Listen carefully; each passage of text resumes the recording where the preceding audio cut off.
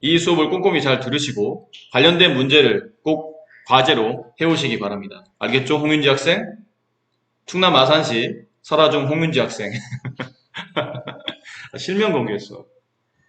안 되는 건가? 신상 털린 건가? 이러면?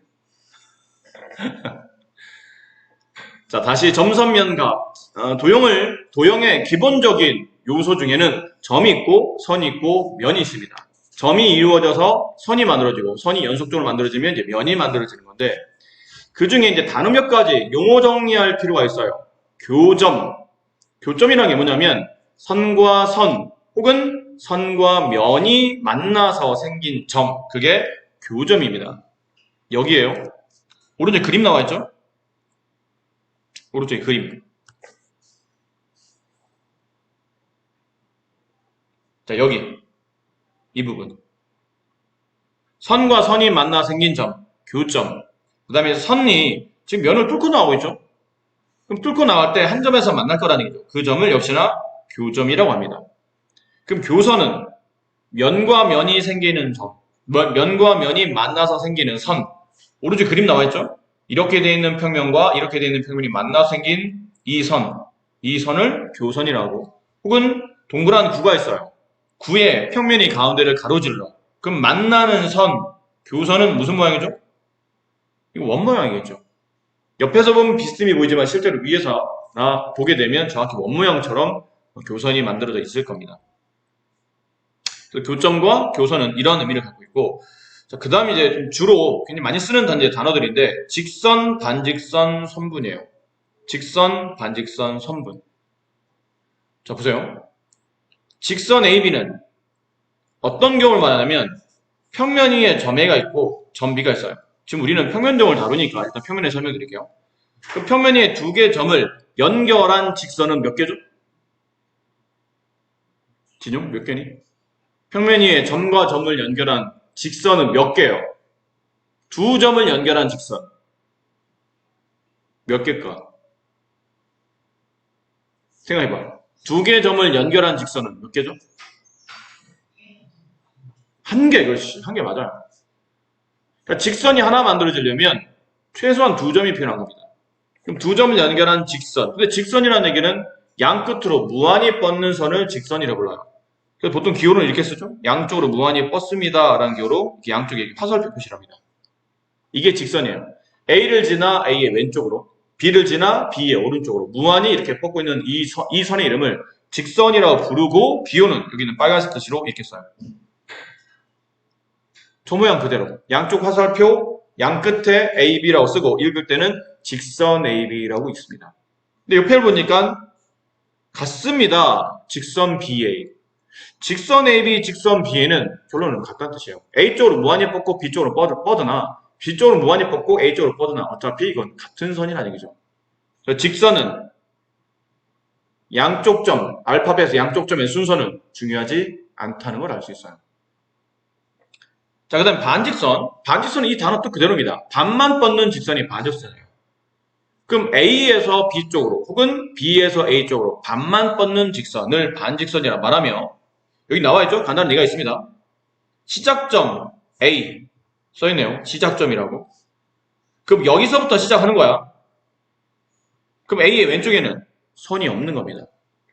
그럼 A의 왼쪽에서 B쪽을 지나 B 방향으로 무한히 뻗는 이 반쪽짜리 직선을 반직선이라고 불러요. 그래서 A는 시작점, 여기다 시작이 돼야 돼요. 근데 B는 이게 도착 지점이나 끝점이 아니고 뻗어서 지나가는 점이 돼요. 그럼 B를 지나 쭉 가야 되니까 쭉 가다가 적당한 위치에 이렇게 화살표 표시하시면 됩니다. 얘를 우리가 A가 시작점, B가 뻗어져 가는 방향에 놓여있는 반직선이라고 이름은 반직선 AB. 기호는 똑같습니다.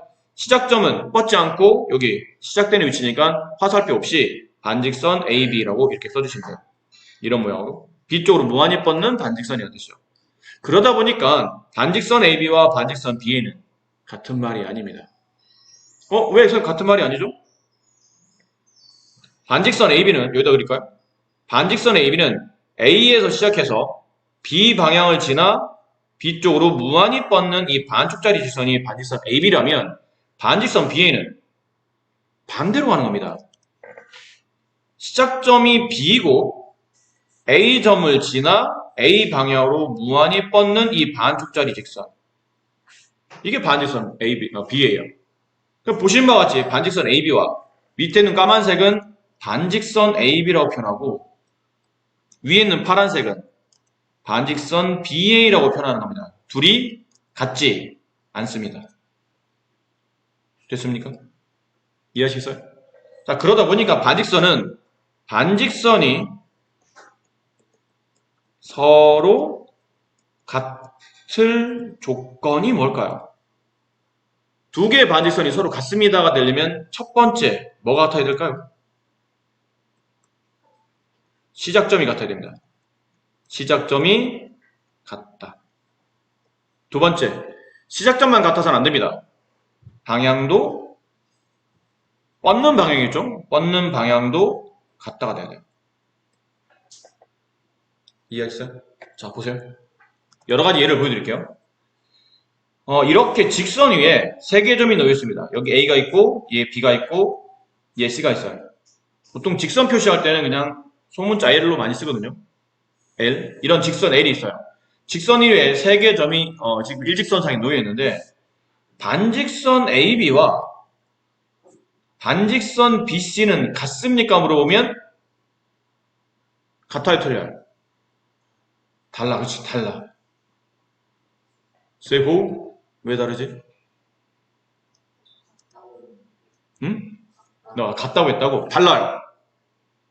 왜 다를까요? 너무 수학이라 생각하지 말고 그냥 간단한 상식이라고 생각하시면 돼요. 반직선 AB를 만약 그려보라면 A에서 시작해서 B쪽을 지나 B 방향으로 무한히 뻗는 거니까 이렇게 되는 형태의 반직선입니다. 맞아요? 그럼 반직선 BC는 B에서 시작해서 C 방향으로, 이게 C죠? C 방향으로 무한히 뻗는 반직선. 이거예요. 그럼 빨간색과 파란색은 같은 건가? 안 같잖아. 왜 안 같아요? 파란색은 여기서부터 시작하고 빨간색은 여기서부터 시작하지 않습니까? 그럼 이만큼의 차이가 발생한 거죠. 맞습니까? 그러니까 둘은 안 같은 이유가 왜 안 같은 거라고? 시작점이 다르기 때문에. 그럼 선생님, 반직선은 무조건 시작이 네모로 시작하면 나머지도 시작점은 네모로 시작하는 겁니다. 아셨어요? 반직선 네모할 때 첫 시작의 알파벳이 똑같아야 된다고. 똑같은 알파벳. 같은 알파벳. 일단 이게 틀리면 같은 반직선이 아니에요. 볼 것도 없습니다. 일단 시작의 알파벳이 틀리면 얘는 같은 반직선이 아니구나 라고 생각하시고, 그럼 만약에 시작의 알파벳이 같이 둔다 칩시다. 반직선 BA, 반직선 BC. 얘는 같을 건가? 얘도 틀려요. 얘는 왜 틀리죠? 얘는 살짝 지울게요. 헷갈리니까.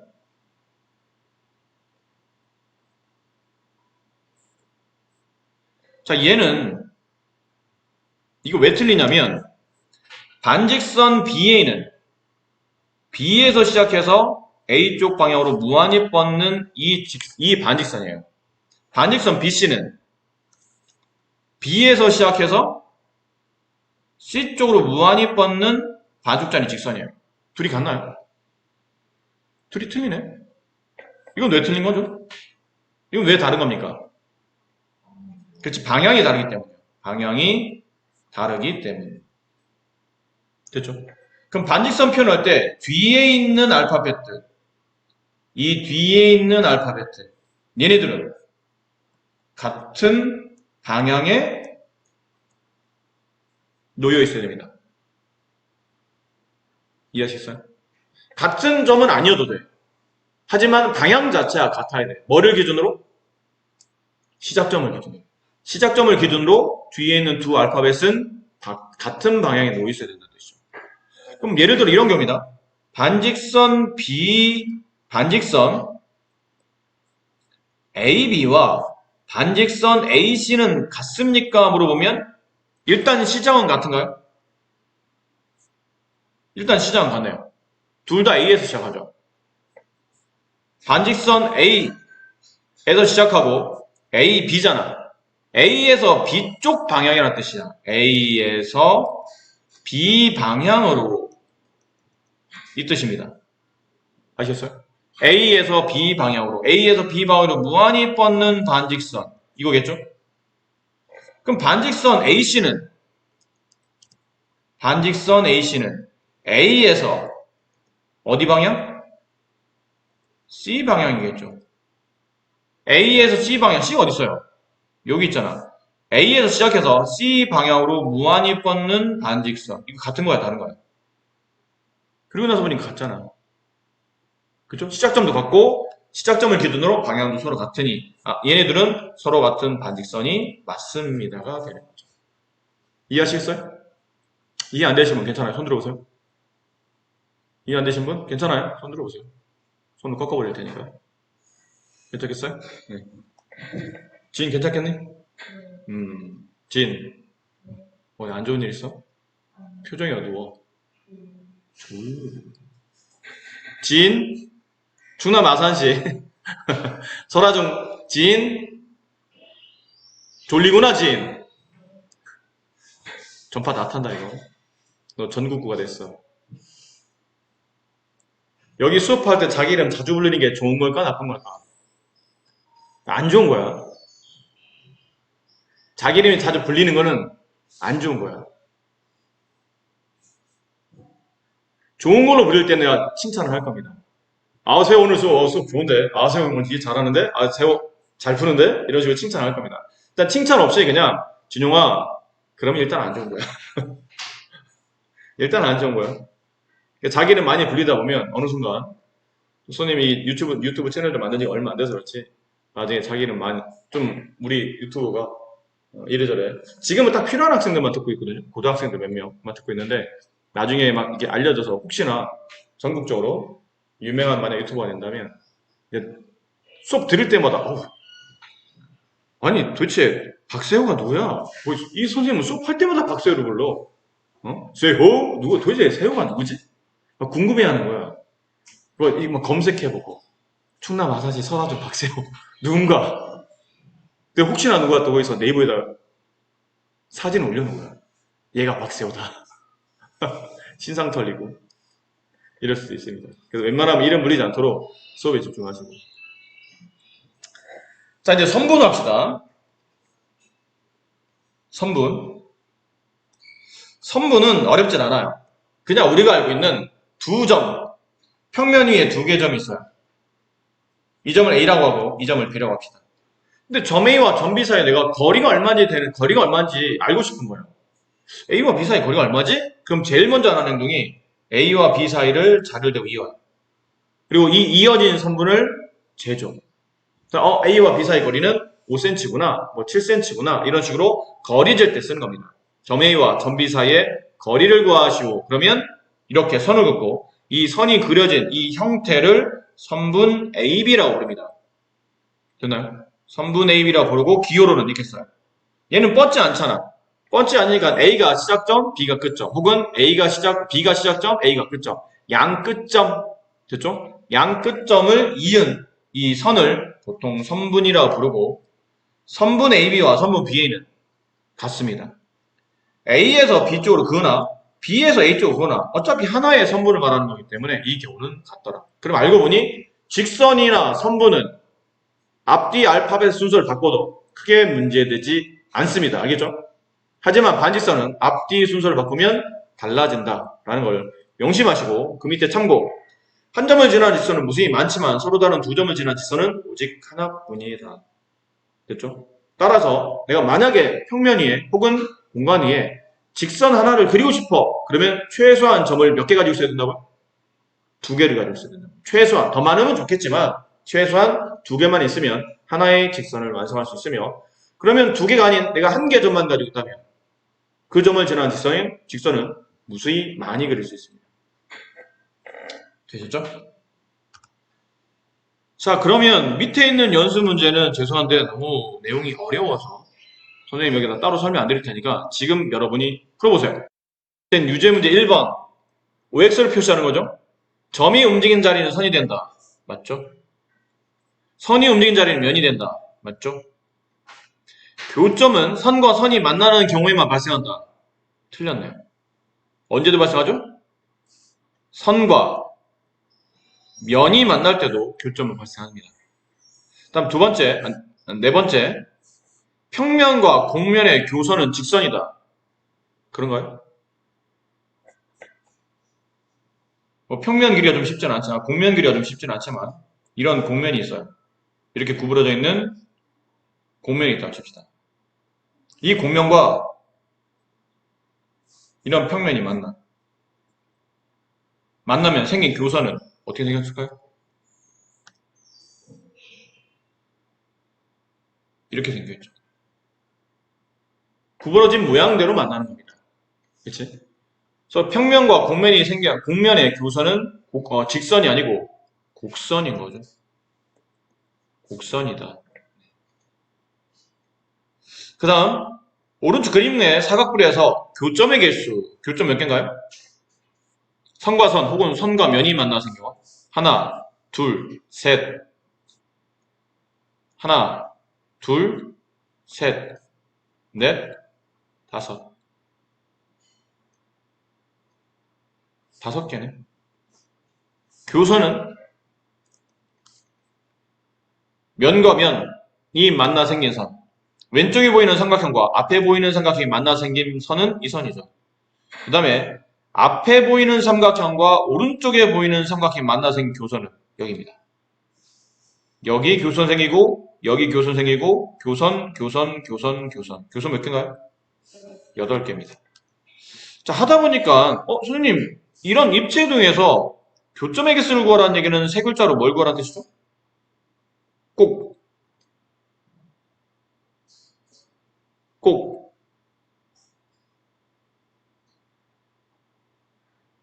이런 입체동에서 교점의 개수를 구하라는 얘기는 꼭 맞나? 꼭지점의 개수를 구하라는 뜻이에요. 그럼 이런 입체등에서 교선을 구하라는 얘기는 뭘 구하라는 얘기죠?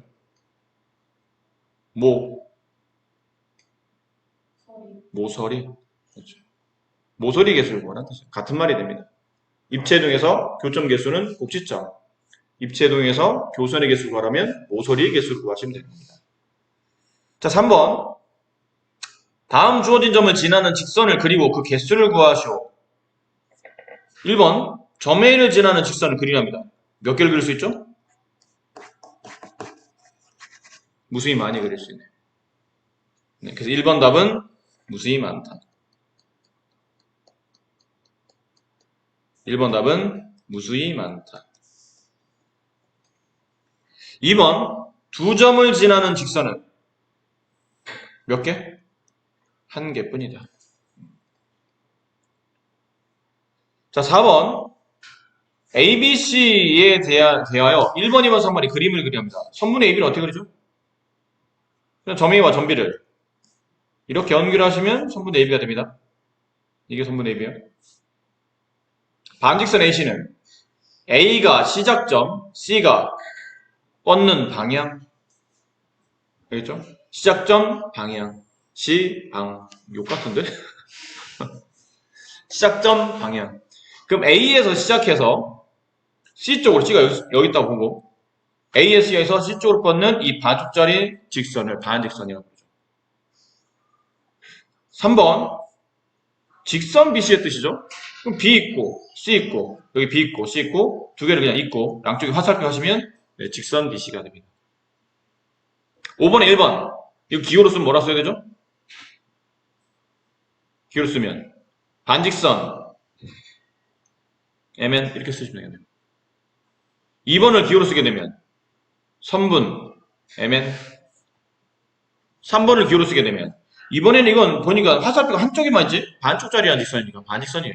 근데 이쪽에 점만 있네요. N이 시작점, M이 뻗는 방향이니까 반직선 MN 이렇게 표시하면 되겠네요. 이렇게 하는 건 이렇게 잘 안 합니다.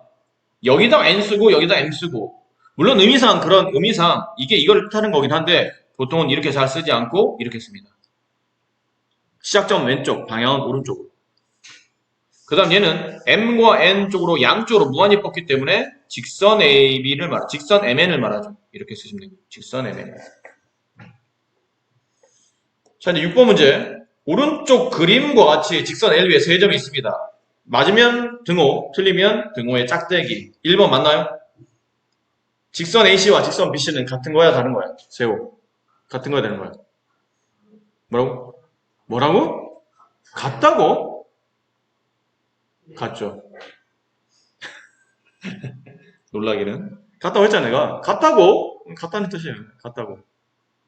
2번. 반직선 BA, 반직선 BC 같니? 진? 아니죠. 왜 아니죠? 진. 이게 왜 서로 같은 반직선이 아니야? 이유가 있다면.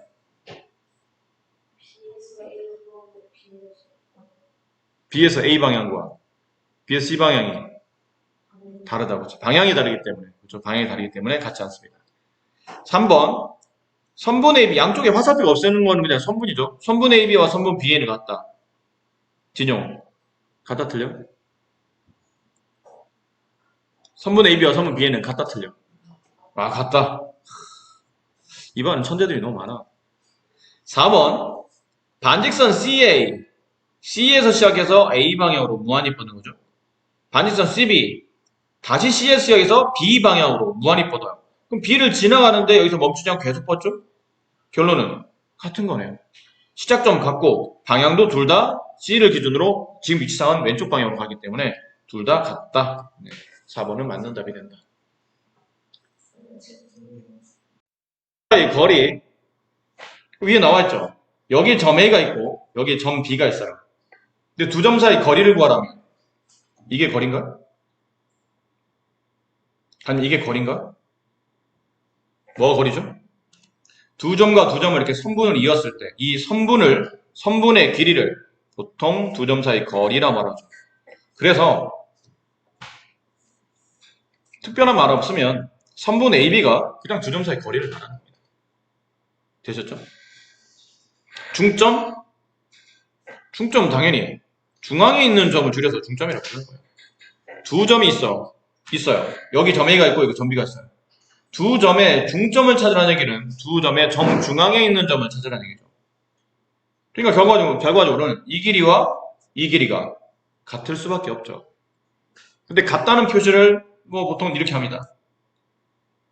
줄을 같은 기호를 써요. 두 줄을 같이 거나 조그만 두 줄을 같이 거놓으면 얘랑 같다는 길이에요. 혹은 뭐 한 줄 거도 됩니다. 이렇게 한 줄로 거놓고 나서 두 길이가 같이 둘 다 이렇게 한 줄로 거나네. 이 얘기는 둘 다 같은 거리라는 뜻이죠. 됐습니까?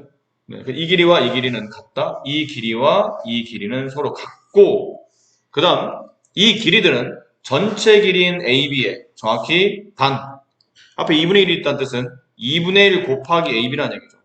전체 길이의 반을 곱하면 2분의 1을 곱하면 그게 우리가 원하는 AM의 길이나 여기 있는 BM의 길이가 나온다. 상식이잖아. 이 정도는 상식이지 않습니까? 자, 여기 있는 문제는 그래서 여러분이 좀 해보세요. 이것까지 일일이 다 해드리기에는 문제는 그렇게 어렵지 않으므로 넘어가도록 하겠습니다. 다음 페이지 보세요. 가계 분류. 역시 우리가 오랫동안 배워왔던 도형인데 도형에 대한 의미를 물어보면 잘 대답 못하는 것 중에 하나가 이 각입니다. 각이 뭐예요? 그러면 각이요? 각은 뭐 이래요. 대부분 각은 뭐 각의 정확한 뜻을 이제 배우는 겁니다. 평면 위에 점을 하나 잡아요. 잘 들어 이 순서대로 평면 위에 점을 하나 잡아. 그리고 서로 다른 두 개의 반직선을 그립니다. 서로 다른 두 개의 반직선.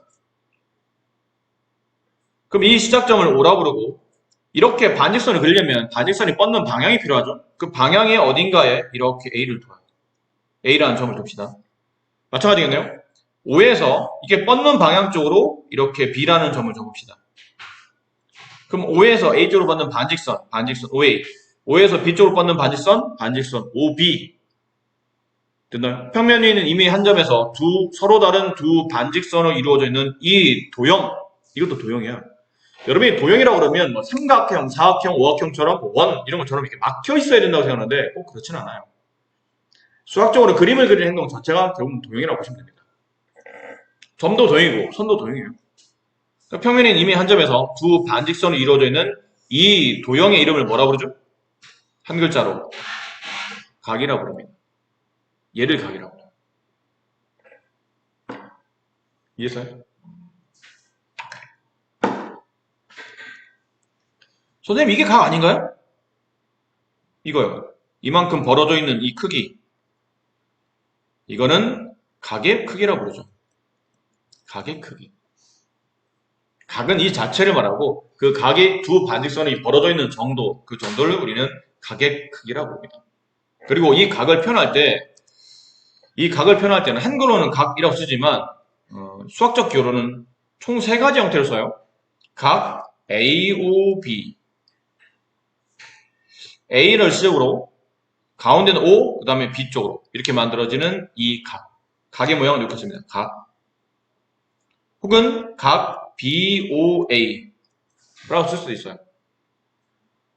느낌이 왔죠? 약간 규칙이 뭐예요? 여기 있는 점을 각의 꼭지점이라고 부릅니다. 각의 꼭지점. 각의 꼭점이 중앙에 오도록 이렇게 보통 각을 표시해요. 혹은 이렇게 쓸 수도 있습니다. 각 그냥 O. 여기 이 각의 꼭지점 있죠? 걔를 그냥 써주면 돼요. 각오. 각오면 꼭점 O를 가지고 있는 각은 이거밖에 없으니까 이렇게 쓰기도 합니다. 셋 중에 하나 골라 쓰시면 됩니다. 아시겠죠? 네. 세 번째, 각의 분류. 각의 분류라는 얘기는 각의 흔히 말하는 종류를 말해요.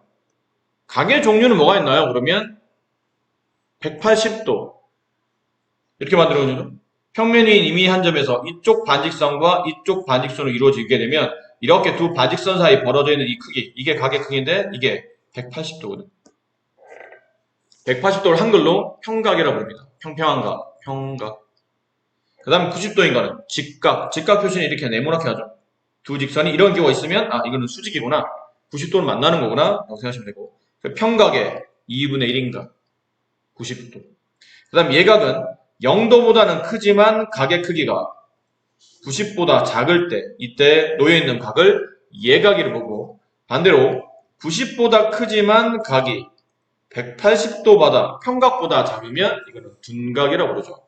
얘가 예각이에요. 이렇게 돼 있는 예각.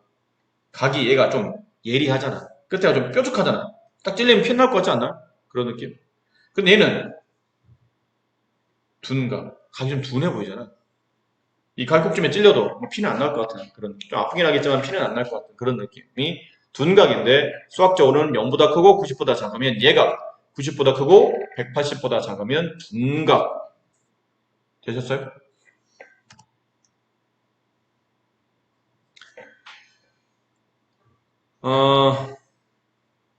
ABCD를 사용해서 이 각을 나타내 보랍니다.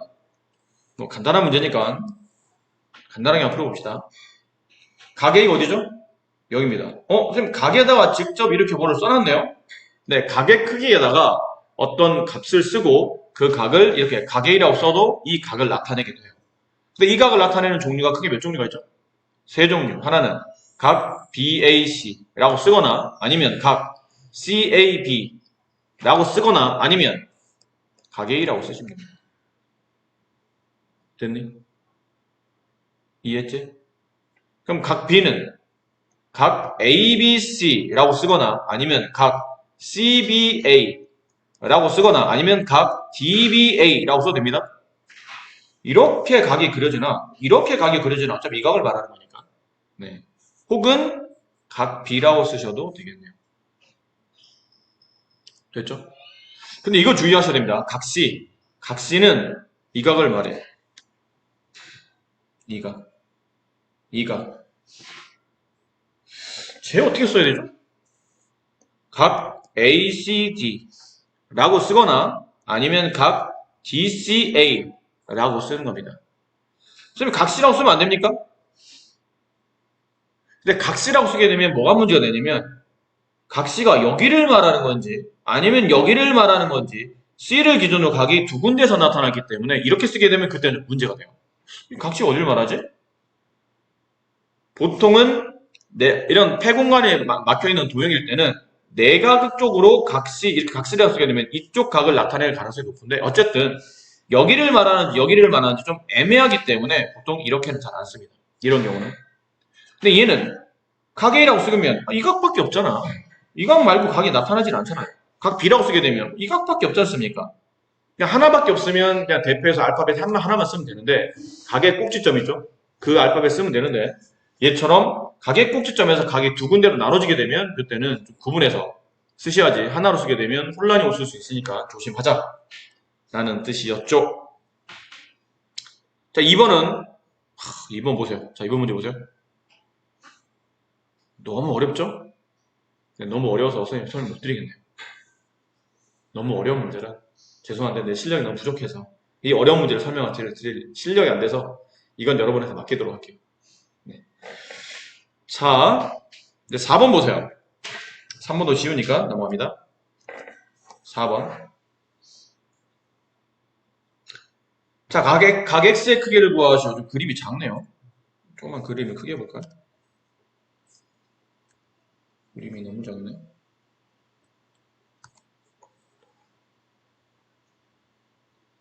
자, 각 X의 크기를 구하시오. 각 X? 그림이 일단 이렇게 되어 있습니다. 이 기호가 무슨 뜻이죠? 이게 무슨 뜻이에요? 90도라는 뜻이죠. 90도. 그럼 나머지 이쪽에 왼쪽에 있는 각 몇 도가 돼야 되나? 90도가 되죠. 둘을 더해서 180이 돼야 되니까. 근데 이 왼쪽에 있는 각이 두 개가 덧셈돼 있죠. 60 플러스 X. 따라서 60과 X를 더하면 90도가 되니 X는 얼마인가요? 30도. 네, 이렇게 보시면 됩니다. 자, 2번 보세요. 2번. X, 3X, 2X. 학생들이 굉장히 많이 착각하고 있는 게 뭐냐면, 선생님 약간 얘 생겨먹은 모양이 약간 90도처럼 생겼어요. 그래서 이건 90도로 계산할래요. 미친 듯 하지 마. 네가 보기에 90도로 보인다고 해서 그게 90도라고 장담할 수 없어요. 아, 선생님, 제가 그냥 보기에만 그런 게 아니고 제가 각도기를 재봤어요. 각도기를 재봤더니 정확히 90도라고요. 90도인지 90.1도인지 89.99도인지 네가 어떻게 알아? 각도가 이렇게 정확해? 네 눈이 그렇게 정확해? 아니에요. 그러니까 수학적으로 여기 있는 각에 이렇게 돼 있는 이 각에 이 표시나 아니면 아예 90도라 써지지 않은 이상은 절대 90으로 보시면 안 됩니다. 보기에 이게 약간 90도 같은데? 3x가 90이니까 3x가 90이니까 x는 30도 아니야? 이렇게 보면 큰일 납니다. 우연찮게 답이 맞을 수도 있겠지만 이렇게 다 볼 수는 없어요. 그러면 어떻게 하죠? 그러면 어떻게 해? 이렇게 다 더하면 몇 도가 돼야 돼요? 180. x라는 각과 3x라는 각과 2x를 더하면 180도가 됩니다. 라는 방정식을 세우시는 겁니다. 그럼 1x 더하기 3x 더하기 2x니까 6x가 되고 6x가 180. 따라서 x는 30도. 되나요? 어차피 30도였네요. 아까 말했잖아. 우연의 일치라고. 안 그럴 수도 있다니까. 너무 이렇게 그림만 보고 90도라고 생각하시는 거는 잘못하면 큰일 날 수도 있으니까 조심하셔야 됩니다. 지금은 문제 난이도 높지 않으니까 얼핏 비슷하게 그려졌는데 아닌 경우도 있다는 걸 알아두시고. 자, 막국지각. 수학적인 용어들을 잘 보면 그 단어가 뭘 말하는지 알 것 같은 그런 게 있죠. 막국지각. 꼭지점을 서로 맞대고 있는 각이라는 뜻이에요. 꼭지점을 서로 맞대고 있는 각. 정확히 말하면 각의 꼭지점을 서로 맞대고 있는 각입니다. 정의는 뭐냐면 이게 정의입니다. 자, 이게 정의예요. 두 개 직선이 있어요. 두 개 직선이 지금처럼 한 점에서 만나. 그랬을 때 이렇게 만나는 교각 중에서 서로 마주보고 있는 두 각. 이 두 각의 관계를 뭐라 부른다고? 맞꼭지각. 됐어요? 맞꼭지각이라고 부릅니다. 각의 꼭지점을 서로 맞대고 있잖아. 그래서 맞꼭지각이래요. 됐니? 자, 그런데 잘 봐. 여기 있는 각을 만약 내가 A라고 합시다. 각의 크기를 A라고 합시다. 여기 있는 각을 좀 구분하기 위해서 빨간색으로 할게요. 여기 있는 각을 B라고 합시다. 그럼 실례 안 된다면 A와 B를 더하면 몇 도죠? 180이 됩니다. 됐니? 그리고 여기 오른쪽에 놓여있는 각을 표시하기 위해서 다른 색깔로 이 각을 C라고 합시다. 그럼 이번에는 B와 C를 더하면 몇 도가 되나? 이것도 180이네. 가만 있어봐. 여기 있는 B는 A랑 더해도 180이 되고 C랑 더해도 180이 된다는 뜻은 A와 C는 알고 보면 같은 각이라는 거죠. 이해하시나요? A와 C는 같은 각이다. 그러다 보니까 꼭지점을 서로 맞대고 있는 이 맞꼭지 각의 크기는 서로 같은 거구나. 이 값이 60도면 이 값도 60도가 되는 거야. 얘가 60도면 당연히 얘는 120도가 될 테고. 이렇게 두 개 더해서 180이고 이렇게 두 개 180이니까 결론은 얘네들은 알고 보면 같은 각이더라.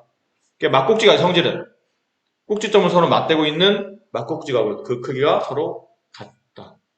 아셨어요? 이해합니까? 자, 근데 이제 여러분 착각하지 마세요.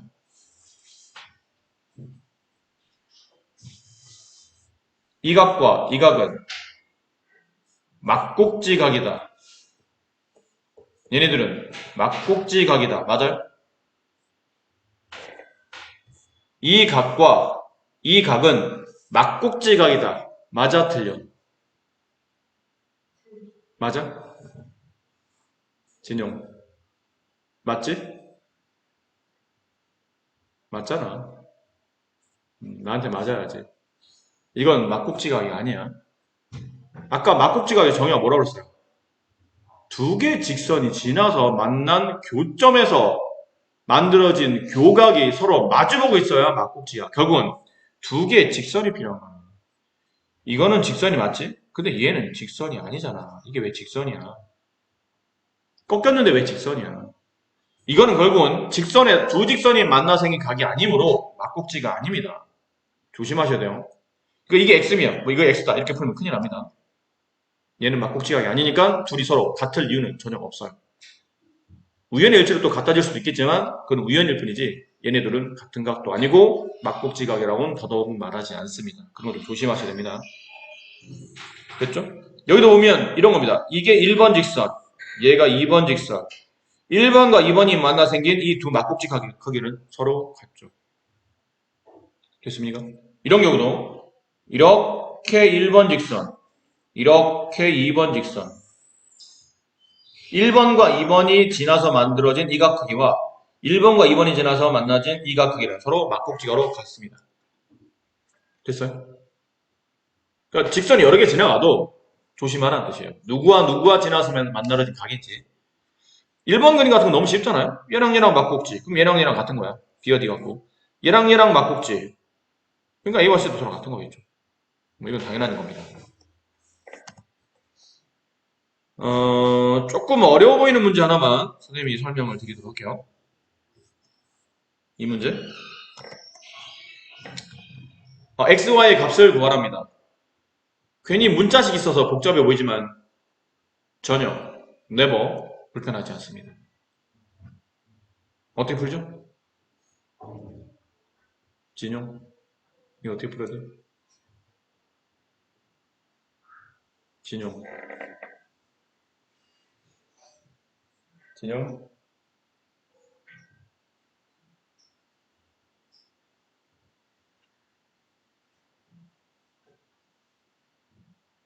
누구한테 삿대질하는 거지, 지금? 자, 어떻게 푸냐면 이렇게 풉니다. 꼭지점을 서로 맞대고 있는 이 각과 이 각은 두 직선이 지나서 만들어진 막꼭지 각음으로 그 각의 크기가 서로 같습니다. 이걸 식으로 세우면 돼. 2x-30이라는 각과 x는 서로 같은 각이네요. 서로 같은 값이네요. 반드시 푸는 겁니다. 넘기시면 됩니다. 그럼 2x 마이너스 x는 30. 따라서 x는 30. 됐죠? 이게 30도야. 왜 30 집어넣으면 2 곱하기 30, 60 마이너스 30. 당연히 30도지. 그래야 말이 되잖아. 서로 막국지 같아야 되니까. 그러면 y는 몇 도예요? 여기는 x라는 각과 이 각이죠. 여기는 x라는 각과 이 각 y를 합치면 몇 도가 되어야 돼요? 180. 근데 x가 30이라며. 그럼 y는 몇 도가 되어야 됩니까? 150. 네, 이렇게 해서 값이 그려져. 안 어렵죠? 네, 괜찮죠? 이 정도?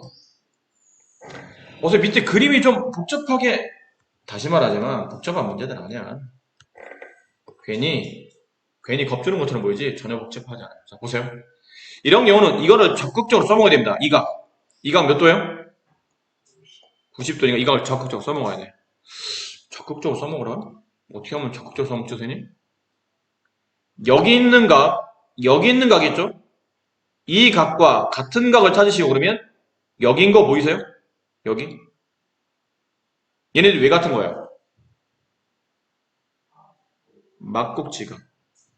어딘지 구분 안 돼? 이 직선과 이 직선이 지나서 만들어진 이 각의 크기와 이 각의 크기는 꼭지점을 서로 맞대고 있는 막국지각이에요. 서로 같은 각이야. 그래서 이쪽이 x 플러스 10이면 여기도 x 플러스 10이 되는 겁니다. 같은 각이니까. 그리고 위만 보세요. 왼쪽에 있는 각 60도잖아. 90도잖아. 따라서 오른쪽에 있는 x 플러스 10이라는 이 각도와 이 각 3x를 더하면 90도가 나와야 되죠. 방정식 풀면 됩니다. x 더하기 3x 4x 10 넘어가면 90-10 80. 따라서 x는 양변을 4로 나누면 20도. 이렇게 구해지네요. 어렵지 않잖아. 네, 충분히 할 수 있는 문제입니다. 자, 다음 페이지. 직교와 수선. 이것도 단어의 뜻만 알고 계시면 됩니다. 직교, 직각으로 만난다. 그 뜻이에요. 직각으로 만난다. 줄여서 직교라고 불러요. 오늘 그림 나와 있네요. 어째 그림? 선생님, 이렇게 돼 있는 것. 점 A와 점 B를 지나며 양쪽으로 뻗는 직선 AB죠. 직선 AB랑 이렇게 뻗는 직선 C와 D를 지나며 위아래로 뻗는 이 직선 CD, 뭐 직선 DC도 괜찮습니다. 괜찮은데 보통 알파벳 순으로 쓰는 게 좋으니까 직선 CD. 둘은 여기 있는 점 M에서 수직으로 만나죠. 얘를 뭐라고 부르냐면 한글로는 직교라고 부르고 수학적 기호로는 이 기호입니다. 이가 좋아하는 기호죠. 굉장히 좋아하는, 즐겨 쓰는 기호 아니에요? 직선 AB와 직선 CD는 너 잘 쓰잖아, 진용아. 너 잘 쓰잖아. 이거 수직으로 만납니다. 너의 대화의 거의 반이 이거 아니야? 자, 이게 일단 수직으로 만난다라는 기호가 되고, 저 기호를 보면, 얘네들은 수직으로 만나는군. 90도로 만나는군. 이라고 생각하시면 되고. 2번, 수직과 수선. 직교하는 두 직선을 서로 수직이라고 하고, 한 직선을 다른 직선의 수선이라고 말한다. 다시. 그냥 단어 어렵지 않아요.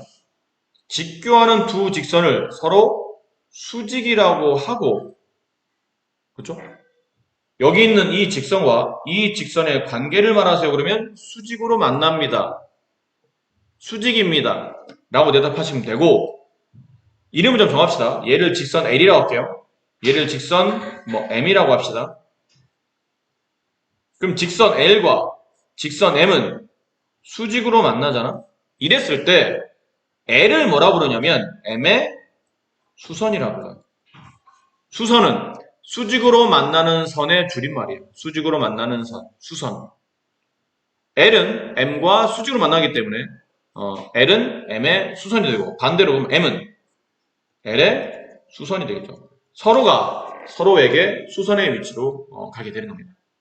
L은 M의 수선, M은 L의 수선이 만들어져 있습니다. 자, 그리고 수직이등분선이라는 표현은 그림이 그려져 있긴 한데 잘 봐. 여기다 그려드릴게요. 이게 점 A야. 이게 점 B야. 점 A와 점 B를 연결했어. 그럼 이게 뭐죠? 이게 뭐예요? 아, 직선은 양쪽으로 뻗어가야 되는 거고. 이건 점 A에서 점 B에서 딱 멈췄잖아. 선분, 그렇죠. 선분의 AB입니다. 선분의 AB입니다. 선분 AB에 수직, 수직 이등분선. 선분 AB에 수직 이등분선을 구하시고 그러면 일단 수직이라는 말이 나왔죠. 그럼 선분 AB와 몇 도로 만나야 돼요? 이렇게 90도로 만나야 됩니다. 근데 선분 AB와 90도로 만나는 직선이 몇 개일까요? 무수히 많겠죠. 되니? 선분 AB와 수선으로 수직으로 만나는 선분은 무수히 많아요. 정말 무수히 많아. 근데 그 중에 선분 AB의 중점, 아까 중점 했었죠? 중점은 A까지 길이와 B까지 길이가 서로 같게 만들어지는 점.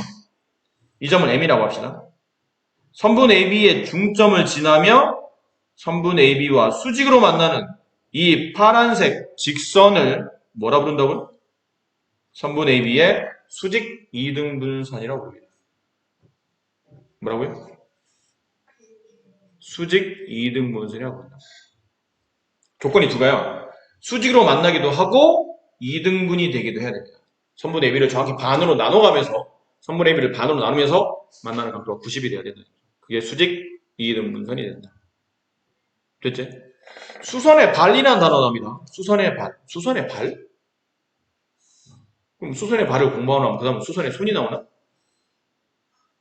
그게 아니고 여기서 말하는 발은 전문 용어인데 이것도 예를 들게요.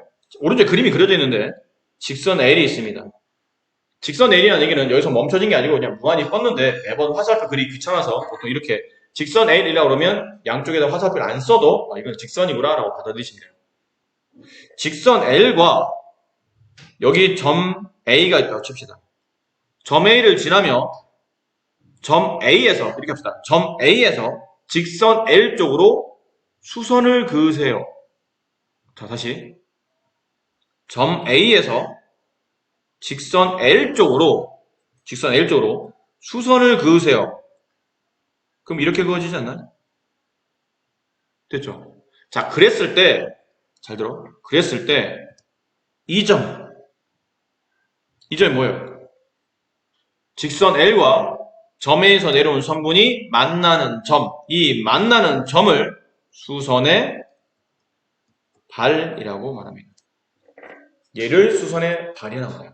그럼 선생님 수선의 발은 점을 말하는 건가요? 맞습니다. 수직으로 만날 때 그 교점을 보통은 수선의 발이라고 불러요. 아셨죠? 전문 용어니까 잘 기억해 두시고. 마지막. 그럼 선생님 만약에 점 A에서 이 직선 L까지의 거리 A에서 직선 L까지의 거리를 구하시오. 그럼 그 거리는 이게 거리입니다.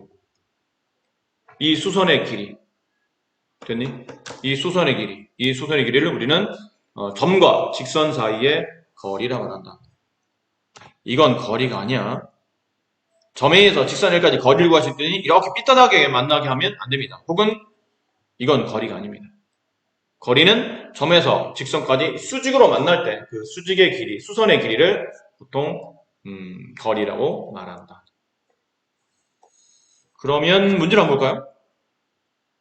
1번. 좀 많죠? 여러 가지.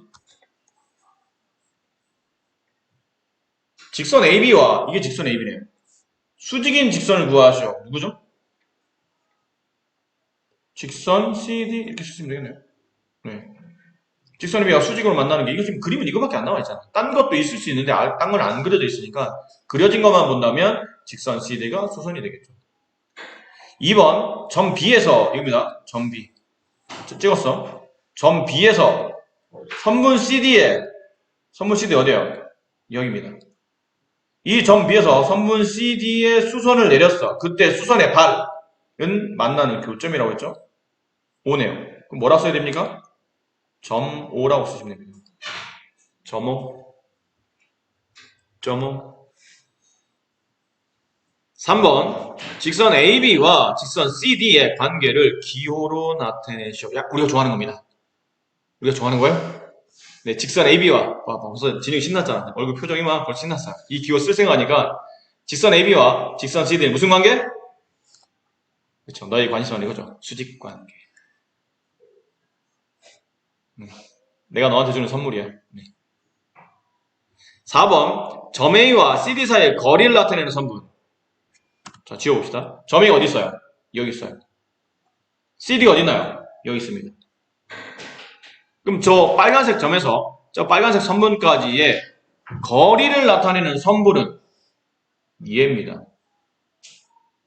그럼 선분은 양끝점 필요하죠? A가 필요하고 O가 필요하네요. 그래서 선분 AO 혹은 선분 OA라고 써도 됩니다. 둘 중에 하나만 쓰시면 됩니다. 둘 다 쓰실 필요 없고요. 이게 점 A에서 밑에 있는 답이에요. 이 밑에 답입니다. 점 A에서 선분 CD까지의 거리를 나타내는 선분이 된다. 마지막 선분 CD의 수직이 등분선을 구하시오. 선분 CD 지웁니다. 선분 CD는 점 C와 점 D를 연결한 이 선분. 얘랑 수직으로 만나며 이 선을 2등분하는 선분은 얘네요.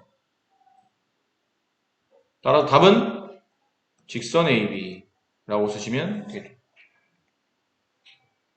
알겠습니까? 직선 AB. 선분 AB라 쓰면 안 됩니까? 뭐 여기서 크게 관계는 없는데 지금은 수직 2등분 선이라는 얘기는 보통 선분이 아닌 그 직선 자체를 구하라 뜻이니까 이런 경우는 직선 AB라고 쓰는 게 좀 더 좋은 답인 것 같아요. 쉽죠? 네, 아직까지 쉽습니다. 됐나요? 자, 근데 이런 거 좀 말이 안 되는데 가끔 이런 애들이 있어서 혹시나 설명드려요. 정말 가끔 이런 미친 학생들이 있어서 여기가 4, 이쪽이 5 라고 되어 있는데 점 C에서 선분 AD까지의 거리를 구하시오. 그러면 답이 4야 아니면 5야 아니면 나머지 딴 거야. 기타. 지인은 좀 이따 기타로 맞을 거야. 4 아니면 5 중에 답이야. 지인은 기타로 여러 번 맞아야 되겠는데? 4입니다. 4입니다. 이게 아까 얘기했잖아요. 가끔 어떤 미친 학생들은 이래요. 니네 오해하지 마. 지금 지인은 다 알고 있는데 장난치는 거야, 지금 지인이. 워낙 천재잖아. 이 정도 모르면 말이 안 되죠. 근데 지인이 바로바로 대답을 하면 너희들이 할 게 없으니까 너희들의 학습적인 어떤 그 의지를 좀 더 돋구기 위해서 지인이 일부러 답을 틀리는 거지. 그럼 얘가 뭐라고? 내가 하기는 4 같은데? 뭐 그러다 보면 여러분의 집중력이 좋아질 거라 생각해서 지인이 스스로 공사하고 있는 겁니다. 자, 왜 4냐면 아까 말씀드렸죠? 점 C에서 선분 AD까지 여기입니다. 점 C에서 선분 AD까지의 거리를 구하라면 이 점에서 저 선분 쪽으로 수선의 길이를 재야 됩니다. 이렇게 수선의 길이를 재야 돼요. 이게 거리야. 그럼 이 거리값과 같은 게 5야? 아니네요. 이 길이와 같은 거는 이 길이지 않습니까? 이게 같은 길이죠. 이게 직사각형 모양이니까. 따라서 거리는 4가 정답이 됩니다. 5는 말도 안 된다. 아시겠죠? A.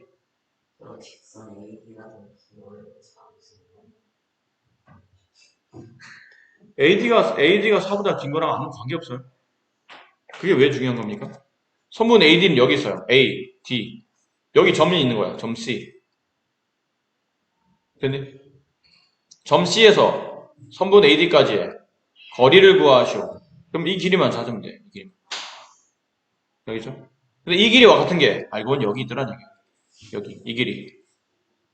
됐습니까? 예를 든 겁니다. 아셨죠? 예를 들어 설명드린 거니까 그렇게 이해를 하시고, 자, 과제는